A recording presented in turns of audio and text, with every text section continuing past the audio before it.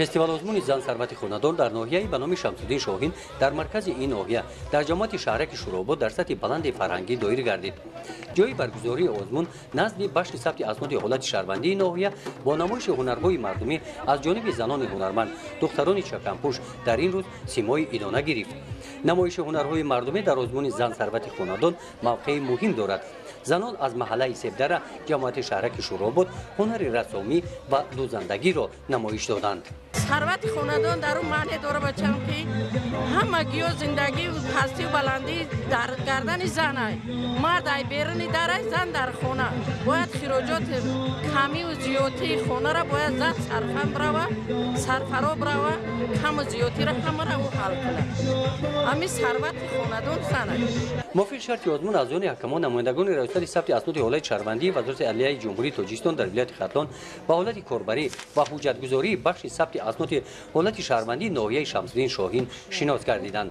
در این بخش نظام یگانه الکترونی فعالیت دارد.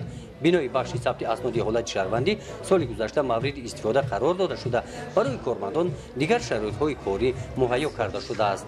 در بخش ثبت اسناد حالت‌های شهروندی ناحیه شمس‌الدین شاهین 7 نفر کارگران فعالیت می‌کنند و تمام بینای ما از طرف ریاست عدلیه ولایت ختلان سال 2015 ساخته به استفاده داده شد. با تمام شرایط‌های کاری تیار می‌باشند. ناحیه شمس‌الدین شاهین از 7 جماعت دهاتی عبارت بوده 54000 نفر اهالی دارد. بین جماعت‌ها کلانترینش جماعت شهرک شوراباد است. شماره ساکنان جماعت شهرک شوراباد تا ماه می سال 2016 12000 نفر را تشکیل می‌دهد. در قسمت فرهنگی آزمون زن ثروت خاندان زنان از دیگر جماعت‌های دهات هم فعالانه اشتراک نمودند.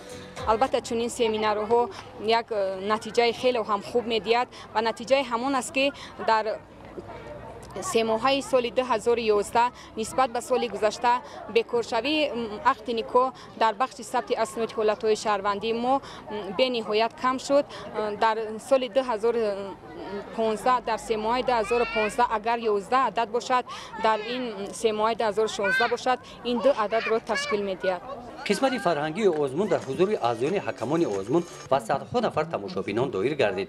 مراسم عقد نکاح 2 جفت نوخانه‌داران در چنین وضعیت تنتنوی گذرانیده شد. شهادتنامه در خصوص تشکیل عائله به این جوانان از طرف کارمندان سابقه دار ثبت اسناد حالت شهروندی ولایت ختلان سپاریده شد. در این چاره‌بینی برای پیشگیری خشونت خانوادگی در عائله نسبت به زن از طرف گروه‌های زنانه که در دهات‌ها تشکیل شده فعالیت دارند صحنه‌ها نمایش داده شد. 2 عائله نمونوی از دهه دره آب و دهه دیودار اشتراکچی فعال این آزمون بودند.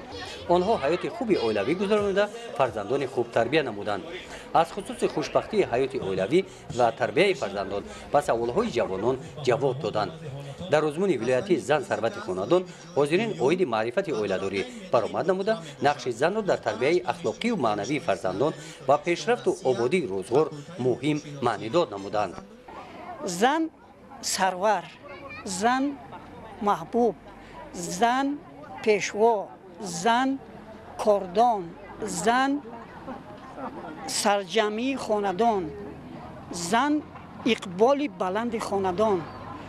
خلاصه با تمام هستی که انسان دارد همش منشأ میگیرد از زن.